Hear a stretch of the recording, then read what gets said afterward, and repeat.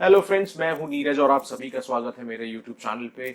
I hope आप सभी ठीक होंगे और अगर आपने चैनल को सब्सक्राइब नहीं किया है तो चैनल को सब्सक्राइब जरूर करें और बेल आइकन को जरूर दबाएं।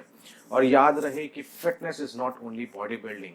आज हम फूड क्वांटिफिकेशन पे बात करेंगे और उसमें भी हम फैट क्वांटिफिकेशन पे बात करेंगे। फैट्स के बारे में कुछ बातें जानना जरूरी है। जैसे फर्स्ट, फैट एक मैक्रोन्यूट्रिएंट है, ये हमारे शरीर के लिए काफी इंपॉर्टेंट होता है। सेकेंड, हमारे शरीर में और हमारे खाने में मोस्टली जो फैट मिलता है वो ट्राइग्लिसराइड्स की फॉर्म में मिलता है। एंड थर्ड, फैट इनसॉल्युबल होता है वाटर में, मतलब ये पानी में नहीं घुलता। फैट्स लिपिड की कैटेगरी में आते हैं और लिपिड दो तरह के होते हैं, first fats and second is oil.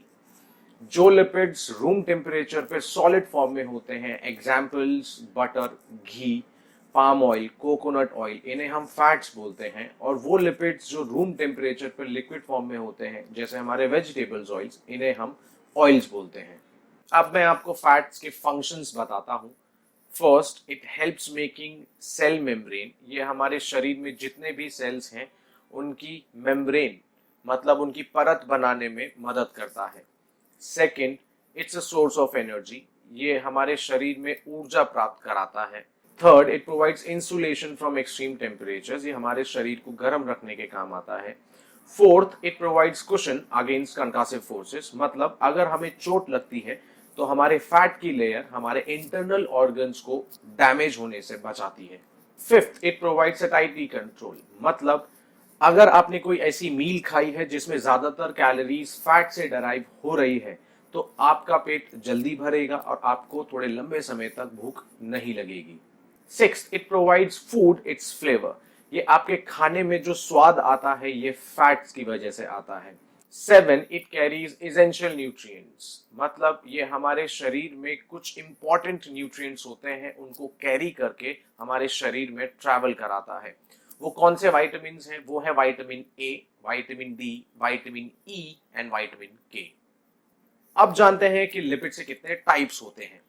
ये है triglycerides, omega 3, omega 6, omega 9, phospholipids, lecithin and sterols. इन सभी में से जो एसेंशियल फैटी एसिड्स हैं वो है ओमेगा 3 और ओमेगा 6। ओमेगा 3 की अगर मैं बात करूं तो ओमेगा 3 तीन फॉर्म में मिलता है, ALA, alpha linolenic acid, second DHA, docosahexaenoic acid, और तीसरा EPA, इकोसा पेंटेनोइक एसिड। ये फैटी एसिड इसेंशियल्स हैं, मतलब हमारा शरीर इन्हें नहीं बना सकता है। तो इसीलिए हमें अपनी डाइट में इन सारे फैटी एसिड्स को, उन सारे सोर्सेज को हमारे डाइट में इंक्लूड करने की जरूरत है जिनसे हमें ओमेगा 3 और ओमेगा 6 मिलता है। और अगर आप वो फूड सोर्सेज नहीं खा सकते हैं तो मार्केट में ओमेगा 3 की कैप्सूल्स भी आती हैं जिन्हें आप शायद फिश ऑयल्स के नाम से जानते हो, फिश ऑयल कैप्सूल्स। अब ओमेगा 3 को कंज्यूम करने के कई सारे बेनिफिट्स हैं। ये हमारे ब्रेन की नॉर्मल फंक्शनिंग को सपोर्ट करता है, ये हमारी आईज के रेटिना को सपोर्ट करता है, उसकी हेल्थ को सपोर्ट करता है, ये हमारे नॉर्मल हार्ट फंक्शनिंग को सपोर्ट करता है। जिन लोगों में ट्राइग्लिसराइड्स मतलब फैट्स का लेवल ज्यादा होता है उनमें फैट लेवल को भी कम करने में मदद करता है। ये मसल ग्रोथ को एनहांस करता है। जो ब्रेस्ट फीडिंग मदर्स हैं उनको ओमेगा 3 का कंजम्पशन करना चाहिए, ओमेगा 3 में भी स्पेशली DHA का। क्यों? क्योंकि ये उनके बच्चे की फ्यूचर हेल्थ और उनके इंटेलिजेंस को काफी हद तक अफेक्ट करता है, इंप्रूव करता है। ये डिप्रेशन भी कम करता है।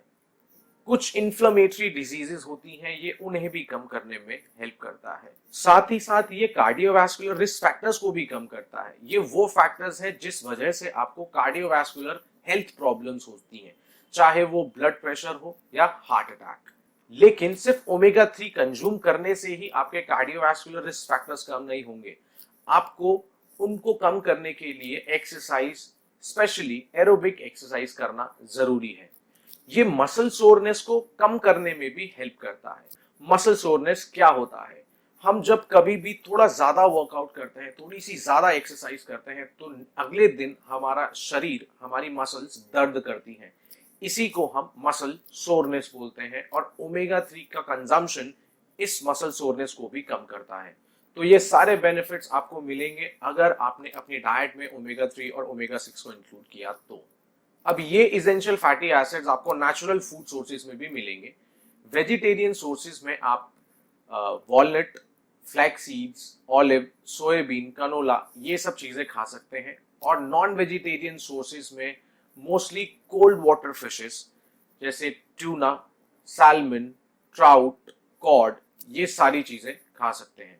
1 ग्राम फैट में आपको 9 कैलोरीज मिलती हैं और यही रीजन है कि फैट आपकी सटाइटी को कंट्रोल करता है। फैट रिकमेंडेशंस 20% से लेकर 35% तक वेरी करता है, लेकिन कई सारी ऐसी डाइट्स हैं जिसमें फैट 15% से लेकर 60% तक वेरी करता है, जैसे कि ketogenic diet, moderate carbs, high carbs, low carbs.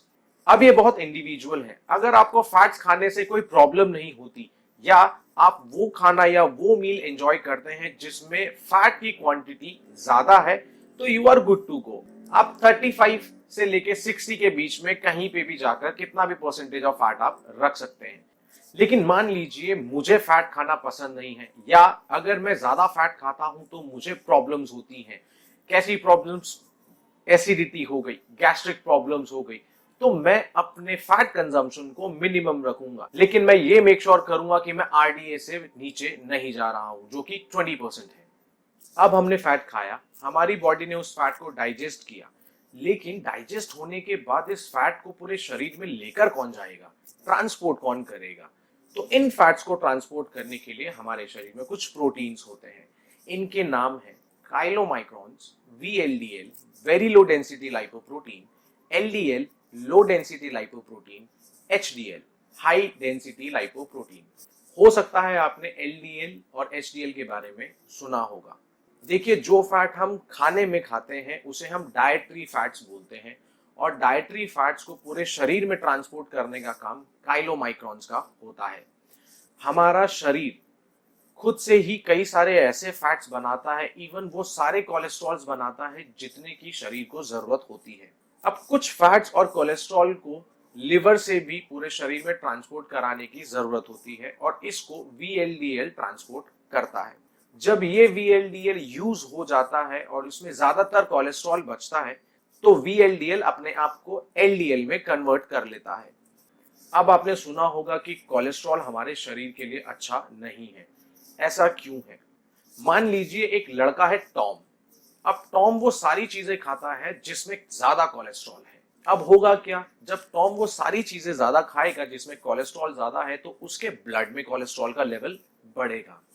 अगर इस कोलेस्ट्रॉल ने ऑक्सीजन के साथ रिएक्शन कर ली, तो आपके ब्लड वेसल्स में ये प्लाक बनाना चालू कर देगा। सिंपल भाषा में वो ब्लड वेसल ब्लॉक होना चालू हो जाएगी।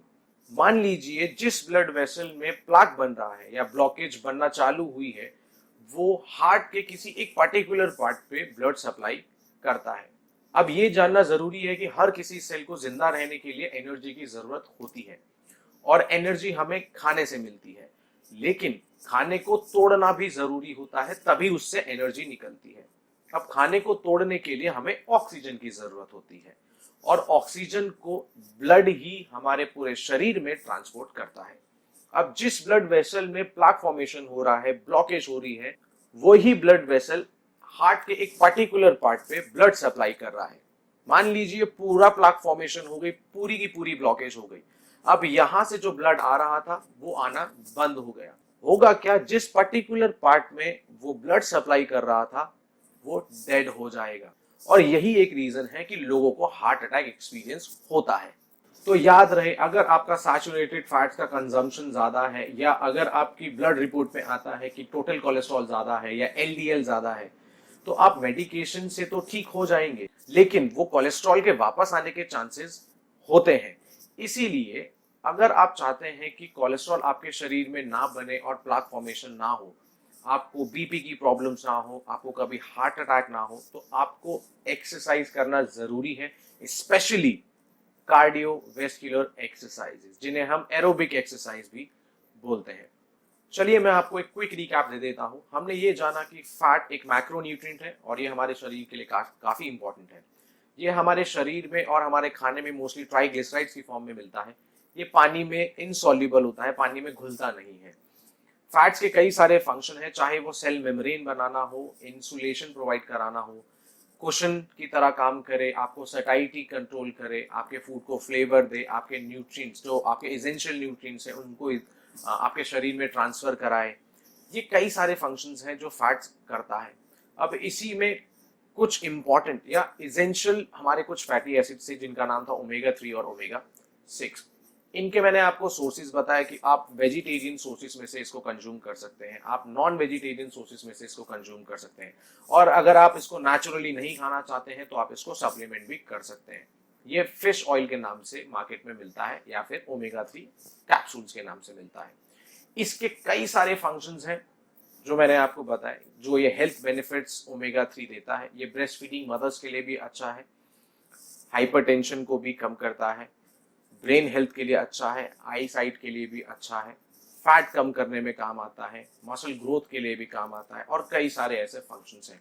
हमने कोलेस्ट्रॉल को लेके कुछ बात करी, एंड आई रियली होप कि आपको पता चला होगा कि कोलेस्ट्रॉल से क्यों हार्ट अटैक्स होते हैं या क्यों बीपी बढ़ता है। ऐसा क्या होता है कोलेस्ट्रॉल से कि हमारा बीपी बढ़ जाता है, या हमें ओबेसिटी होता है, डायबिटीज होना चालू हो जाता है, हार्ट अटैक्स आते हैं, क्या रीजन है।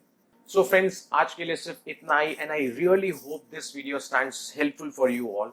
और मैं नेक्स्ट वीक आपसे अपनी नई वीडियो के साथ मिलूंगा और उसमें मैं प्रोटीन क्वांटिफिकेशन के ऊपर बात करूंगा। और अगर आपने चैनल को सब्सक्राइब नहीं किया तो प्लीज चैनल को सब्सक्राइब जरूर करें और बेल आइकन को जरूर दबाएं।